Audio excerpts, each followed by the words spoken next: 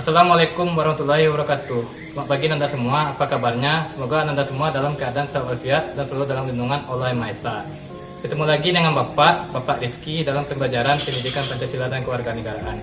Materi kita pada hari ini yaitu tentang sejarah perumusan dasar negara Republik Indonesia. Untuk lebih jelasnya, simak video penjelasan Bapak berikut ini. Baik Anda semua, materi kita yaitu sejarah perumusan Pancasila sebagai dasar negara. Tujuan pembelajaran kita pertama mensyukuri perumusan dan penetapan Pancasila sebagai dasar negara. Yang kedua menghargai perumusan dan penetapan Pancasila sebagai dasar negara. Yang ketiga menganalisis perumusan dan penetapan Pancasila sebagai dasar negara. Pada tanggal 8 Maret 1942, Indonesia menjadi wilayah pendudukan Jepang. Indonesia menduduki Jepang agak untuk bertujuan memanfaatkan sumber daya alam dan sumber daya manusia yang ada di Indonesia. Tujuannya yaitu agar memenangkan perang Asia Timur, juga perang dunia kedua. Jadi Jepang ini memanfaatkan sumber daya alam kita dan sumber daya manusia kita untuk kepentingan perang mereka. Mereka menginginkan kemenangan, mereka memanfaatkan sumber daya alam kita untuk menopang kebutuhan perang mereka, juga sumber daya manusia kita seperti para pemuda, petani diajak menjadi tentara tambahan Jepang itu untuk perang.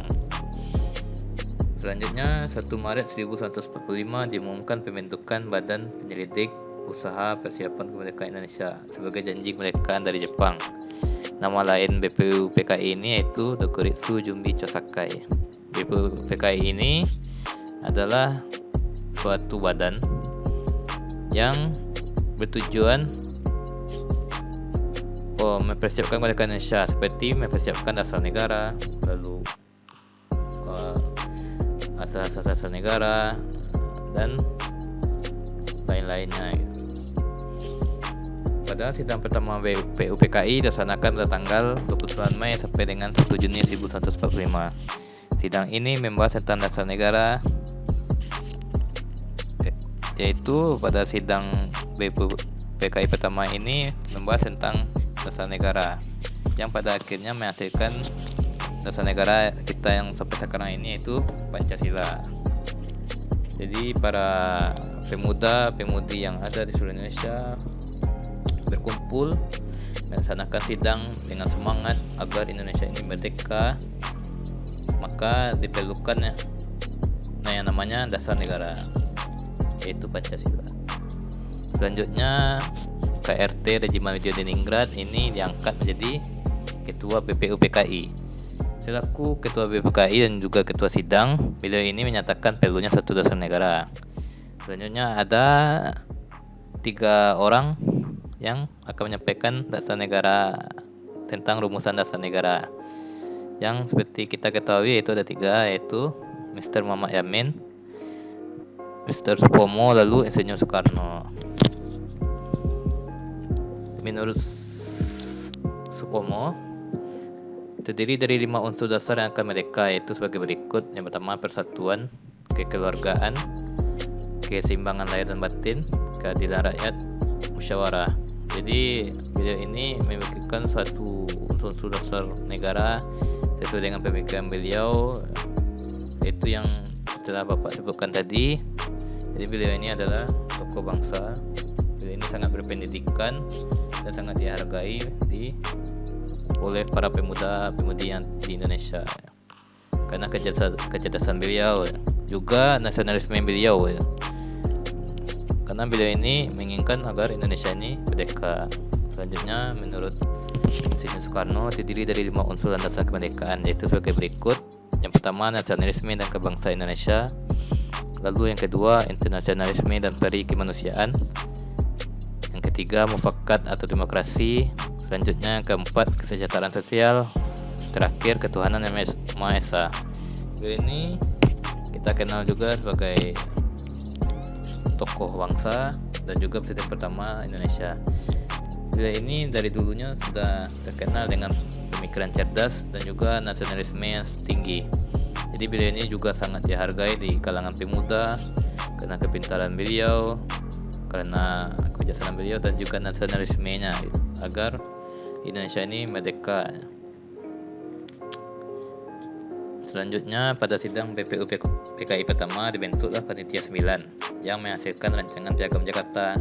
Jadi Panitia 9 ini menampung usulan-usulan dasar negara dari beberapa tokoh tersebut yang ikut sidang BPU PKI pertama, lalu dirumuskan, maka menghasilkan satu rancangan yang namanya Piagam Jakarta, yang kita kenal Piagam Jakarta ya, sebelum menjadi Pancasila. Lalu selanjutnya Panitia 9 melaporkan hasil rumusan dasar negara pada saat sidang BPU PKI kedua dilakukan. Jadi setelah dirumuskan oleh Panitia 9, mereka membuat laporan lalu melaporkannya pada saat sidang BPU PKI kedua, yaitu hasil rumusan dasar negara. Pada 7 Agustus 1145 setelah menyelesaikan tugasnya, BPU PKI dibubarkan. Lalu diganti dengan suatu lembaga baru, yaitu yang namanya PPKI atau Panitia Persiapan Kemerdekaan Indonesia, atau nama Jepangnya Dokeritsu Junbi Inkai. Jadi setelah terbentuknya dasar negara, rumusan dasar negara itu kan, maka PPKI ini memiliki tugas lain, yaitu melanjutkan tugas dari BPU PKI. Lalu pada tahun 1145 setelah sidang BPU kedua dan dibentuknya PPKI, pada tanggal 14 Agustus 1145 Jepang akhirnya menyatakan kekalahannya pada Sekutu karena dibom dua kotanya, yaitu Hiroshima dan Nagasaki dengan bom atom yang sangat pada zamannya yang sangat luar biasa, yang menyebabkan meninggalnya ratusan ribu warga Jepang, yang membuat lumpuhnya ekonomi Jepang, bikin trauma orang Jepang, bikin shock lah. Maka Jepang itu tertekan, tidak mampu lagi bangkit dan menyatakan kekalahannya pada Sekutu sebagai lawannya gitu.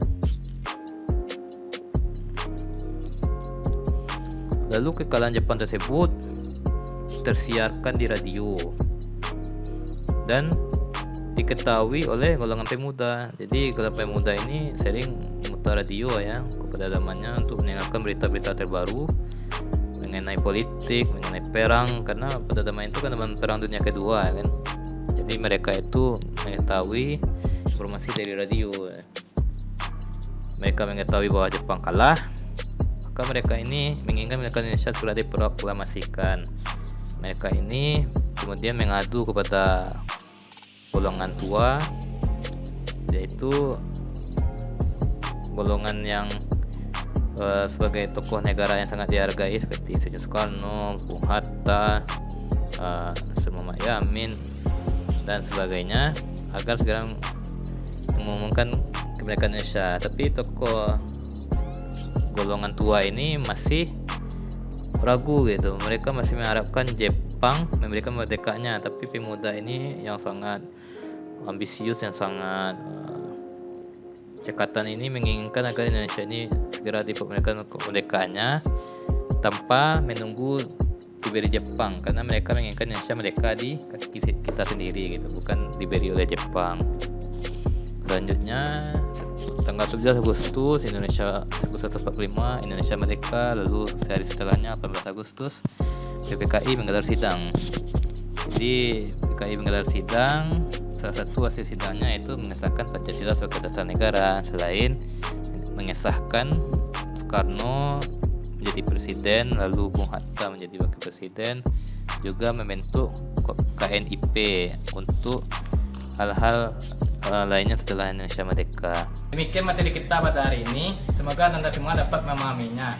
Jangan lupa 3M, memakai masker, menjaga jarak, dan mencuci tangan dengan sabun. Sekian video Bapak pada hari ini. Sampai jumpa pada video berikutnya. Wabillahi taufiq wal hidayah. Wassalamualaikum warahmatullahi wabarakatuh.